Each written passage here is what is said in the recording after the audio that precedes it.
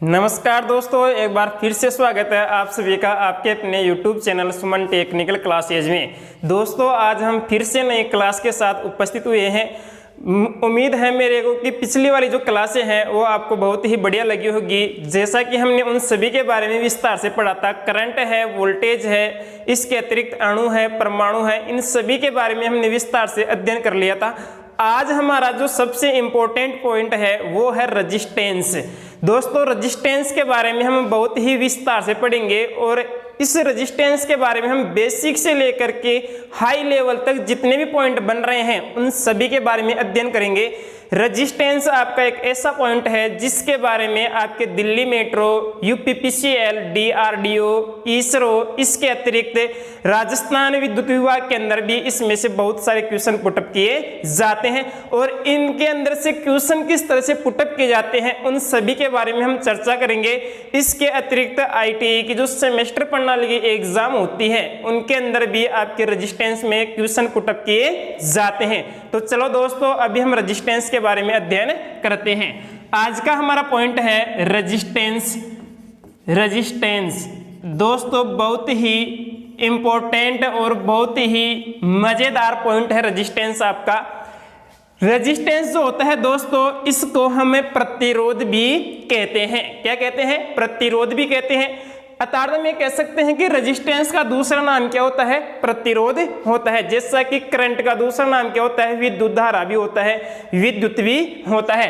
तो इसकी डेफिनेशन आ रही है हमारे पास में रजिस्टेंस की कि आवेश प्रवाह में जो बाधा प्रस्तुत करता है उसे हम रजिस्टेंस कहते हैं। दोस्तों हमने पहले पॉइंट पढ़ा था कि आवेश प्रवाह की जो दर होती है उसको हम क्या कहते हैं? विद्युत धारा कहते हैं।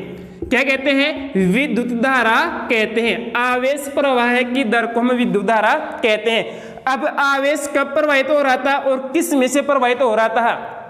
आपका जो आवेश होता है, माना कि ये क्या है? कोई संवाहक है। क्या है? संवाहक है। यानी कि संवाहक का दूसरा नाम क्या होता है दोस्तों? चालक होता है। यह आपके पास में कोई चालक है और इस चालक के अंदर, इस कंडक्टर के अंदर जब इलेक्ट्रॉन प्रवाहित होने लग जाते हैं, जब इसके अंदर से इलेक्ट्रॉन प्रवाहित होने लग जाते हैं, इलेक्ट्रॉन प्रवाहित होने के बाद में हम इसको क्या कहेंगे? धारावाही संवाहक कहेंगे। धारावाही संवाहक यानी कि धारावाही चालक, ये धारा का वहन करके चल रहा है, अर्थात इसके अंदर से धारा प्रवाहित हो रही है। तो आवेश प्रवाह में हमें जो बाधा प्रस्तुत करता है दोस्तों उससे हम क्या कहेंगे? रजिस्टेंस कहेंगे। एक डेफिनेशन तो आपके सामने ये बन गई है। दूसरी डेफिनेशन क्या बन रही है? देखो, आवेश प्रवाह में कौन उत्तरदायी है? मैंने पहले ही बताया था आपको, एक तो इलेक्ट्रॉन के बारे में बताया था, एक प्रोटॉन के बारे में बताया था दोस्तों। तो विद्युत धारा के लिए आपके पास में उत्तरदायी जो कारक होता है वो होता है कौन सा? इलेक्ट्रॉन होता है। तो हम ये भी तो कह सकते हैं ना कि इलेक्ट्रॉन के रास्ते में जो बाधा प्रस्तुत करता है, जो रुकावट प्रस्तुत करता है, उससे भी हम क्या कहते हैं? रजिस्टेंस यानी कि प्रतिरोध कहते हैं। अब दोस्तों देखो, विद्युत धारा के लिए कौन सा कारक उत्तरदायी आपके पास में? इलेक्ट्रॉन है। तो हम ये भी तो कह सकते हैं ना कि विद्युत धारा के रास्ते में जो बाधा प्रस्तुत करता है उससे भी हम क्या कहते हैं? रजिस्टेंस कहते हैं। उससे भी हम क्या कहते हैं? प्रतिरोध कहते हैं। अर्थात प्रतिरोध की आप अलग अलग प्रकार से डेफिनेशन ले सकते हैं। इसके अतिरिक्त हम ये भी कह सकते हैं कि चालकता के जो विपरीत होता है, कंडक्टेंस के जो विपरीत होता है, उससे भी हम क्या कहते हैं? रजिस्टेंस यानी कि प्रतिरोध कहते हैं। अर्थात हम कह सकते हैं कि चालकता के विलोम होता है, चालकता के विपरीत को प्रतिरोध कहा जाता है। एक डेफिनेशन ही नहीं है दोस्तों, अनेक प्रकार से आपको डेफिनेशन पूछ सकता है रजिस्टेंस की। इसके बाद में अगला पॉइंट आ रहा है। देखो दोस्तों हमारे पास में रजिस्टेंस के बारे में, जिस तरह से करंट का प्रतीक चिन्ह हमने क्या लिया था? आई लिया था, उसी तरह से आपके पास में रेजिस्टेंस का प्रतीक चिन्ह भी क्या रहेगा जी? आर रहेगा। रेजिस्टेंस यानी कि प्रतिरोध का प्रतीक चिन्ह क्या होता है? आर होता है। इसके अतिरिक्त इसका ग्राफिक जो संकेत होता है प्रतिरोध का, वो आपके इस तरह से बनाया जाता है। ये आपके ग्राफिक संकेत है। तो हम इनको इधर लिख लेते हैं। पहले प्रतिरोध का प्रतीक चिन्ह R होता है। प्रतिरोध का ग्राफिक चित्र, प्रतिरोध का ग्राफिक चिन्ह, इसको हम यहां पे इस तरह से लिख देते हैं, होता है। अब देखो दोस्तों, ये आपके पास में जो संकेत है ये एक नियत मान के रेजिस्टेंस का है, इसको हम कह सकते हैं नियत मान, नियत मान। इस तरह के प्रतिरोध का मान क्या होता है, निश्चित होता है। इसके अतिरिक्त यदि मान लीजिए हम इस संकेत को इस तरह से डिनोट करते हैं तो यह आपके पास में क्या हो गया है, वेरिएबल रेजिस्टेंस कहते हैं इसको हम परिवर्तनीय मान का प्रतिरोध कहते हैं। यहां पे लिख सकते हैं हमें परिवर्तनीय मान, परिवर्तनीय। तो दोस्तों यह आपके पास में अभी परिवर्तनीय मान का क्या है, रेजिस्टेंस है, प्रतिरोध है। यह आपके पास में नियत मान का है, अर्थात इसका मान जो होता है वो फिक्स होता है, इसके मान को हम कम और ज्यादा कर सकते हैं। अब इसके अंदर भी एक निर्धारित मान होता है, जैसे मान लीजिए ये अभी आपके पास में कितना है जी, 50 ओम का है, तो इसके अंदर हम 50 ओम से ज्यादा मान का प्रतिरोध प्रस्तुत नहीं कर सकते हैं। इसके अंदर 50 ओम से कम कर सकते हैं, लेकिन 50 ओम से ज्यादा नहीं कर सकते हैं। यह आपके पास में नियत मान का है, जैसे मान लीजिए 20 ओम का है, तो यह आपके पास में 20 ओम का ही रेजिस्टेंस प्रस्तुत करेगा। इसके अंदर आपको आवश्यकता अनुसार आप इसमें से प्रतिरोध प्रस्तुत कर सकते हैं। आपको जैसे मान लीजिए 5 ओम की आवश्यकता है, तो आप इसको 5 ओम पे क्या कर सकते हैं, निर्धारित कर सकते हैं। जैसा कि यह आपके पास में है अभी परिवर्तनीय मान का है, जिसका हम प्रैक्टिकली अध्ययन करके देखेंगे। दोस्तों जुड़े रहिए हमारे चैनल के साथ में। आगे देखिए अगला पॉइंट आ रहा है हमारे पास में, जिस तरह से करंट की इकाई हमने क्या ली थी, एम्पियर ली थी, उसी तरह से रेजिस्टेंस की भी इकाई बनती है।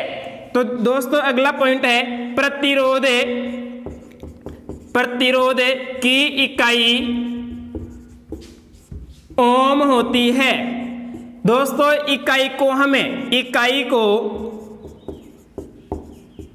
मात्रक या यूनिट भी कहते हैं। दोस्तों क्वेश्चन पूछता है आपके पास में कि प्रतिरोध की इकाई क्या होती है, तो प्रतिरोध की इकाई क्या है, ओम है। रेजिस्टेंस का मात्रक क्या है, तो रेजिस्टेंस का मात्रक क्या है, ओम है। प्रतिरोध का आपके पास में यूनिट क्या है, तो भी क्या रहेगा आपके पास में ओम रहेगा। इसके बारे में देखिए आप, जिस तरह से करंट को मापने के लिए हमने धारा मापी एम्पियर मीटर या एमीटर का प्रयोग किया था, उसी तरह से प्रतिरोध को मापने के लिए, प्रतिरोध को मापने के लिए ओम मीटर का प्रयोग किया जाता है, ओम मीटर का प्रयोग किया जाता है। दोस्तों रेजिस्टेंस होता है, इसको मापने के लिए हमेशा हम किसका प्रयोग करेंगे, ओम मीटर का प्रयोग करते हैं। जिस तरह से हमें करंट को मापने के लिए एम्पियर मीटर या धारा मापी या एमीटर का प्रयोग करते हैं, उसी तरह से प्रतिरोध को भी हम माप सकते हैं, किसके द्वारा, ओम मीटर के द्वारा। फिर से मैं एक बात दोहरा रहा हूं दोस्तों आपके सामने कि इकाई कभी बदलती नहीं है, इकाइयों का मान ही बदलता है केवल। तो दोस्तों देखिए अगला पॉइंट है हमारे पास में, प्रतिरोध जो है आपके पास में, रेजिस्टेंस जो है इसकी इकाई क्या है, ओम है। इकाई कभी बदलती नहीं है, इनका मान ही बदलता है। जैसे कि हमारे पास में एक मान होता है मिली ओम, मिली ओम। इसके अतिरिक्त एक होता है आपके पास में माइक्रो ओम, माइक्रो ओम। इसके अतिरिक्त होता है किलो ओम और मेगा ओम। अब देखिए दोस्तों यहाँ पे आप समझिए, यहाँ पे ओम आ रही है, इकाई आ रही है, ओम आ रही है, इकाई है, ओम इकाई है, ओम इकाई है। यहाँ पे माइक्रो का जो मान होता है आपके पास में 10 की घात -6 ओम होता है। इसके अतिरिक्त मिली ओम का मान होता है 10 की घात -3 ओम। इसके अतिरिक्त किलो ओम का मान होता है 10 की घात 3 ओम। मेगा का मान होता है आपके पास में 10 की घात 6 ओम। तो दोस्तों आपके पास में रेजिस्टेंस की इकाई तो ओम ही आ रही है, लेकिन इसका मान कम और ज्यादा हो रहा है। तो फिर से मैं आपको बता देता हूं कि इकाइयां कभी बदलती नहीं है, इकाइयों के मान ही बदलते हैं। अब देखिए दोस्तों अगला पॉइंट आ रहा है हमारे पास में, क्या प्रतिरोध को मापने के लिए तो हम ओम मीटर का प्रयोग करते हैं, लेकिन इसके अतिरिक्त होता है एक आपके पास में इंसुलेशन रेजिस्टेंस। जैसा कि आपके पास में अभी ये है, इसके अंदर ये आपको जो चालक तार दिख रहा है इसके अंदर भी विद्युत धारा प्रवाहित होती है, लेकिन ये आपके पास में इंसुलेशन लगा हुआ है। तो इस इंसुलेशन को मापने के लिए हमेशा हम किसका प्रयोग करते हैं जी, मेगर का प्रयोग करते हैं। तो क्वेश्चन आपके पास में दो बन के आ रहे हैं, रेजिस्टेंस को मापने के लिए किसका प्रयोग करते हैं, तो उसके लिए करना है आपको ओम मीटर का। किसका करना है, ओम मीटर का। लेकिन दूसरा क्वेश्चन क्या बन रहा है, इंसुलेशन प्रतिरोध को मापने के लिए किसका प्रयोग किया जाता है, मेगर का। दोस्तों फिर से एक पॉइंट और बता देता हूं मैं, इंसुलेशन जो होता है वो आपका अचालक होता है। तो क्वेश्चन क्या बन रहा है आपके पास में, कुचालकों का प्रतिरोध, इसके अतिरिक्त अवरोधों का प्रतिरोध, इसके अतिरिक्त कुसंवाहकों का प्रतिरोध, इसके अतिरिक्त आपके पास में जैसे अचालकों का प्रतिरोध मापने के लिए किसका प्रयोग करते हैं, तो वहां पे ओम मीटर नहीं करना है, आपको क्या करना है, मेगर करना है। तो अगला पॉइंट हम यही ले रहे हैं दोस्तों कि अचालकों का प्रतिरोध या आपके पास में कुचालकों का प्रतिरोध या अवरोधों का प्रतिरोध। तो देखिए कुसंवाहक या कुचालक या अवरोधक या अचालकों का प्रतिरोध मापने के लिए हमेशा मेगर का प्रयोग किया जाता है, मेगर का प्रयोग किया जाता है। दोस्तों बहुत ही इंपॉर्टेंट पॉइंट है, कुसंवाहक जिसको हम अचालक भी कह सकते हैं, इसको हम विद्युत रोधी कह सकते हैं, इसको हम कुचालक कह सकते हैं, इसको हम अचालक कह सकते हैं, और इसको ही हम डाइलेक्ट्रिक पदार्थ कह सकते हैं, और इसको ही हम क्या कह सकते हैं जी, आपके पास में पैरावैद्युतिक पदार्थ भी कह सकते हैं। तो इनका रेजिस्टेंस मापने के लिए, इनका प्रतिरोध मापने के लिए ओम मीटर का प्रयोग नहीं करना है, किसका प्रयोग करना है, आपको मेगर का प्रयोग किया जाता है। दोस्तों अगला पॉइंट आ रहा है आपके पास में, जो रेजिस्टेंस होता है आपके पास, प्रतिरोध जो होता है, जहां पे भी आपके पास में विद्युत धारा का मान अधिक हो जाता है, अर्थात करंट का मान जहां पे ज्यादा हो जाता है, वहां पे प्रतिरोध का मान क्या होता है जी, कम होता है। तो अगला पॉइंट देखिए आप प्रतिरोध के बारे में, अर्थात आपका जो रेजिस्टेंस होता है वो आपके किसके विपरीत चल रहा है जी, किसका विरोध कर रहा है, धारा का विरोध करता है। तो देखिए प्रतिरोध हमेशा विद्युत धारा के मान कम करता है, अर्थात अगला पॉइंट हम ले रहे हैं, अर्थात हम ये कह सकते हैं कि जहां पे भी विद्युत धारा का मान बढ़ता है वहां पे प्रतिरोध का मान घट जाता है, और जहां पे भी प्रतिरोध का मान आपके पास में बढ़ता है वहां पे विद्युत धारा का मान घट जाता है। अर्थात जहां प्रतिरोध का मान बढ़ता है, विद्युत धारा का मान घटता है। अर्थात हम इसको यह कह सकते हैं, प्रतिरोध का मान बढ़ रहा है तो R आपका बढ़ रहा है, तो I आपका क्या हो रहा है जी, घट रहा है। अर्थात अगला पॉइंट इसके विपरीत चल रहा है आपके पास में। जैसा कि हमारे पास में यहाँ पे है प्रतिरोध का मान बढ़ता है, तो यहाँ पे हम लिख देते हैं प्रतिरोध का मान घटता है तो धारा का मान बढ़ता है। अर्थात दोस्तों इसको हम इस तरह से लिख सकते हैं, प्रतिरोध का मान क्या हो गया आपके पास में घट गया है, तो धारा का मान क्या हो रहा है जी, बढ़ रहा है। अर्थात हम ये कह सकते हैं कि प्रतिरोध और विद्युत धारा एक दूसरे क्या चल रहे हैं जी, विपरीत चल रहे हैं। प्रतिरोध हमेशा विद्युत धारा का ही क्या करता है जी, विरोध करता है, उसके लिए क्या प्रस्तुत करता है जी, बाधा प्रस्तुत करता है। अगला पॉइंट देखिए यहाँ पे, आपके पास में जो सर्किट बनते हैं, परिपथ जो बनते हैं, एक खुला परिपथ होता है, ओपन जो सर्किट होता है, उसके अंदर प्रतिरोध का मान क्या होता है। तो देखिए अगला पॉइंट आपके पास में, एक खुले परिपथ में प्रतिरोध का मान अनंत होता है, इन्फिनिटी होता है जी। अनंत का दूसरा नाम क्या है, इन्फिनिटी का मान अनंत होता है। अब देखिए दोस्तों, जब जिस परिपथ के अंदर आपके पास में प्रतिरोध का मान क्या हो जाए, इन्फिनिटी हो जाए, अनंत हो जाए, वहां पे विद्युत धारा का मान क्या होता है जी, शून्य हो जाता है। तो लिख देते हैं हमें यहाँ पे, तथा विद्युत धारा का मान शून्य होता है। दोस्तों एक बात क्लियर कर लो आप, ऐसा कोई तार नहीं जिसका आर नहीं। अर्थात आपके पास में प्रत्येक तार के अंदर क्या पाया जाता है जी, रेजिस्टेंस पाया जाता है, प्रतिरोध पाया जाता है। आपके पास में चांदी हो या सोना हो, आपके पास कॉपर हो, एल्यूमिनियम हो, लोहा हो, किसी भी प्रकार का चालक तार हो, उसका प्रतिरोध निश्चित ही होता है। भले ही उसका प्रतिरोध आपके पास में 0.00001 ओम ही हो, लेकिन उसका प्रतिरोध क्या होता है जी, निश्चित होता है। ऐसा कोई तार नहीं जिसका आर नहीं, ये क्लियर कर लो आप। अगला पॉइंट आ रहा है आपके पास में, इसके विपरीत देखो, एक खुले परिपथ में प्रतिरोध का मान क्या आ रहा है, अनंत आ रहा है।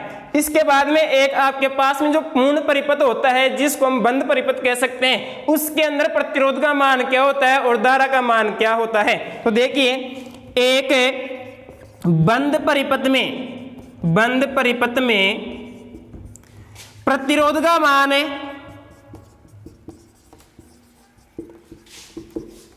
निम्न होता है और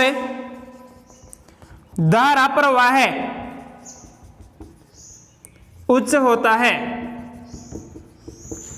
आगे देखिए दोस्तों, आपके पास में प्रतिरोध के बारे में अगला पॉइंट है कि आपके जो चालक होते हैं, जो संवाहक होते हैं, जैसा कि मैंने आपको बताया था कि आपके पास में चांदी भी एक चालक है, सोना भी एक चालक है, इसके अलावा यूरेका और मैग्नीन भी एक चालक है। तो आपके जो रेजिस्टेंस होते हैं वो मुख्य रूप से किसके द्वारा बनाए जाते हैं, आपके जो तार घाव जो रेजिस्टेंस होता है दोस्तों, यह आपके पास में तार घाव रेजिस्टेंस एक तरह से वायर वाउंड प्रतिरोध जिसको कहते हैं, यह आपका एक वायर वाउंड प्रतिरोध होता है, तार घाव रेजिस्टेंस होता है। इस रेजिस्टेंस को हम यूरेका या मैग्नीन के द्वारा बनाए जाते हैं, इसको हम यूरेका या मैग्नीन के चालक द्वारा निर्मित करते हैं। आगे देखिए अगला पॉइंट है आपके पास में, अर्थात आपका क्वेश्चन क्या बन के आ रहा है कि रेजिस्टेंस किसके बनाए जाते हैं, यूरेका और मैग्नीन के द्वारा बनाए जाते हैं। इसके अतिरिक्त आपके पास में रेजिस्टेंस होते हैं वो कार्बन के भी बनाए जाते हैं। इन सभी के बारे में हम आगे विस्तार से अध्ययन करेंगे।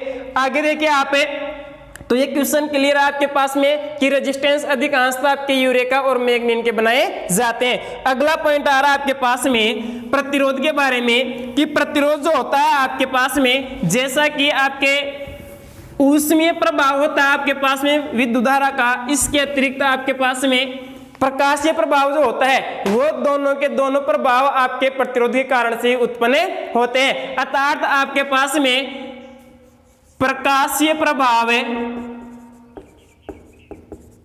व ऊष्मीय प्रभाव प्रतिरोध के कारण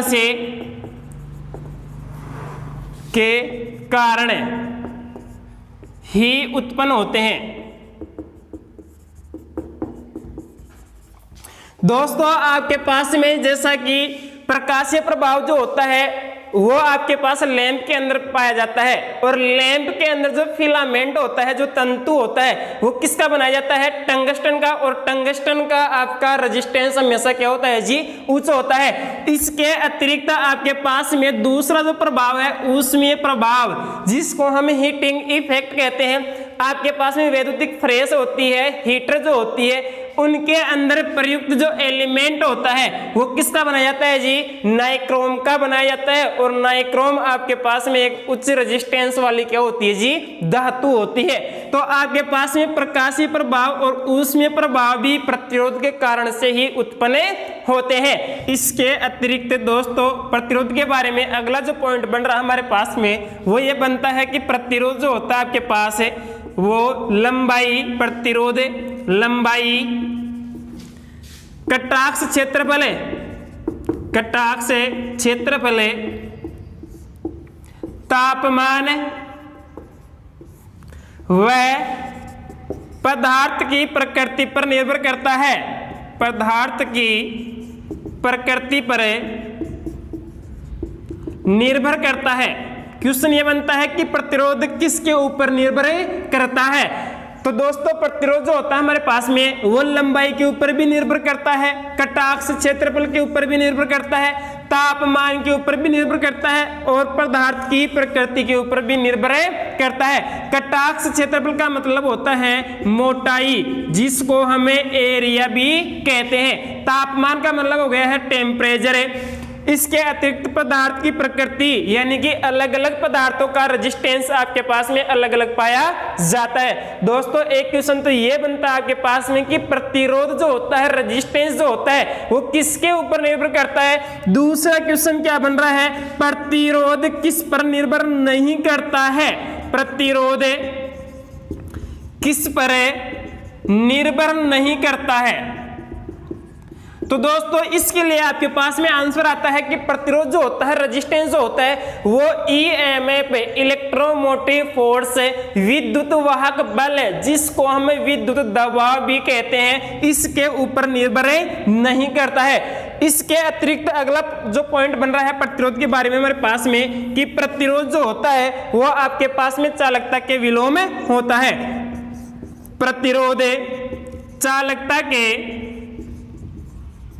विलोम होता है, अर्थात प्रतिरोध जो होता है वो कंडक्टेंस के विपरीत चलता है। जैसा कि मैंने आपको पहले बताया था कि किसी भी परिपथ के अंदर धारा का मान बढ़ता है, आवेश का मान बढ़ता है, इलेक्ट्रॉनों का मान बढ़ता है, करंट का मान बढ़ता है, तो आपके प्रतिरोध का मान क्या होता है जी? घटता है। इसी तरह से आपके पास में जब प्रतिरोध जो होता है बढ़ता है तो आपके पास में चालकता का मान क्या होता है जी? घटता है। अर्थात हम ये कह सकते हैं कि किसी भी परिपथ के अंदर यदि मान लीजिए हमें प्रतिरोध ज्ञात कर रहे हैं, प्रतिरोध ज्ञात करते हैं तो प्रतिरोध बराबर बनता है क्या? 1/चालकता।